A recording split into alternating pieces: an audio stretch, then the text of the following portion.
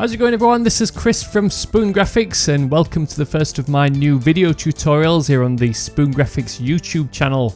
So I've been writing tutorials on my main Spoon Graphics website for a number of years, many of which are now buried deep in my archives. So I thought why not bring some of them back to life as video tutorials, starting with my most popular tutorial of all time, how to create a realistic money effect in Photoshop. So the effect we'll be creating mimics the engraved illustration style often used on money. Now there's plenty of tutorials online that show you how to create a very basic engraved effect, but it doesn't look very realistic, and the great thing about this technique that I've discovered is it captures the difference in tone of the image, and the lines seem to warp around the contours of the subject. It's not quite as authentic as a handcrafted engraved illustration, but it does the job nicely. If tutorials aren't for you, then you might be interested in my Readymade Photoshop action which produces this effect. Link to it is down in the description below. Otherwise, if you're interested in seeing how this is done, then follow along with this guide. So first of all, we need to create a series of screen overlays that will give the image the appearance of engraved lines. I'm going to go with a large 2000 by 2000 pixel canvas to cater for pretty large images, because remember you can always scale down your elements in Photoshop, but scaling them up will result in a loss of quality. Create a new layer, then select the line tool and make sure it's set to 1 pixel, then hold down the shift key and draw a line near the top of the canvas. Next go to filter, distort and wave, then we need to configure the settings, so enter 10 as the number of generators, 199 and 200 for the wavelength, 5 and 6 for the amplitude, and then set this scale to 100% for both the horizontal and vertical.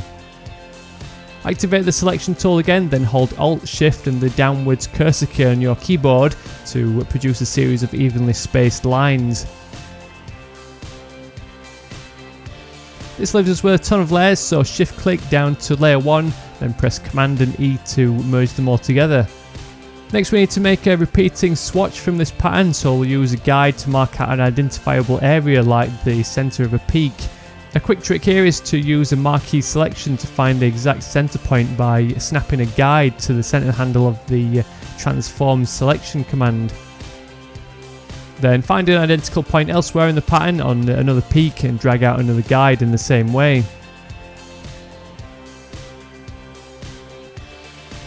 Now we need to find 2 identical points vertically, so zoom in and carefully drag a guide to match up to the pixels of one of the lines, and then find the exact same pixel further down in the pattern to outline a square area.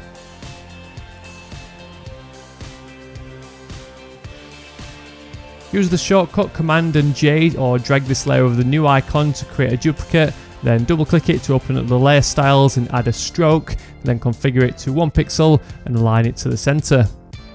Duplicate this layer, then open up that stroke setting again and change it to 2 pixels on this new layer. Then repeat the process again, so duplicate the layer, then increase the stroke, this time to 3 pixels. Repeat it again, this time changing the stroke to 4 pixels, then do this one more time with a 5 pixel stroke. One important step here is to rasterize the strokes by selecting all these layers with the layer styles, and then right click and select rasterize layer styles. Otherwise there's a little glitch that I discovered where these tiny portions of the stroke lines will disappear when the canvas is cropped. But once the layers have been rasterized, grab the crop tool and make sure it snaps perfectly to these guides, then hit the enter key to crop the canvas to size to create a repeating pattern swatch. Turn off the visibility of all these layers except layer 1, including the background to leave the transparency. Next go to edit and then define pattern and give this a name like screen pattern 1. Turn off layer 1 and turn on layer 2, then go to edit define pattern again, this time call it screen pattern 2. Do this again with layer 3, naming it screen pattern 3, then again with pattern 4, screen pattern 5, then finally screen pattern 6. It's worth giving these patterns a quick test in a new document, so create a nice big canvas at say 3000 pixels, select the fill tool, change the mode to pattern, and then select one of the new screen patterns and make sure it repeats seamlessly.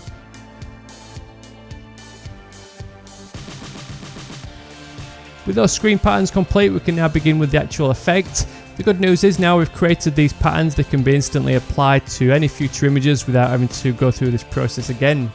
I'm going to use this Queen image, so first duplicate the background 6 times by repeatedly pressing Command and J, then turn off the visibility of all these layers. Turn layer 1 back on, then go to Image Adjustments Threshold, enter 80 in the options, then hit OK. Turn on the next layer, then go to Image Adjustments Threshold again, but this time enter 100. Then turn on the next layer, go to Image Adjustments Threshold again, but this time add an extra 20 to make it 120. You probably guessed the next step, but add another threshold effect to the next layer, but this time using 140. Then the next layer is 160. Then finally 180. Then turn off the visibility of all the layers. Next, go to Image, Canvas Size, and then change the drop down menu to % and then enter 200% on both the width and height.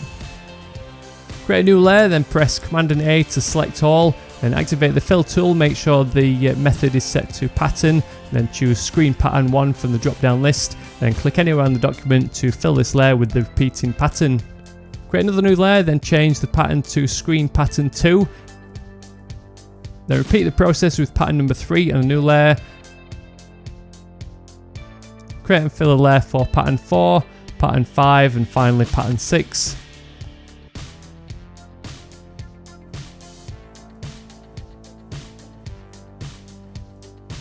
Next, double click on the top layer to change its name and enter Shadows. And then change the next two to Dark Shading. Change the next 2 layers to Light Shading and then name the last one Highlights.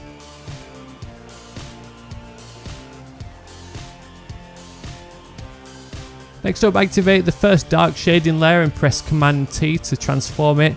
Then hold down the Shift key and rotate this layer by 90 degrees so the pattern flows vertically. Then do this again with the next dark shading layer. Next, select the highlights layer and then press Command T but rotate this one by 45 degrees. Turn off all the layers again, then turn back on the bottom threshold layer, then go to Select and Color Range, then change the drop down menu to Shadows. Next, select the top screen layer, which is named Shadows, then apply a layer mask by clicking the button at the bottom of the layers panel, which will automatically use this selection. Next up, turn on the next threshold layer and then go to Select Color Range again, but this time add this selection as a layer mask to the first dark shading layer. Repeat the process with the next layer, so load a color range selection and then apply it to the next dark shading layer. Same again for the light shading layers. Then finally, the last threshold layer selection is applied as a layer mask to the highlights layer.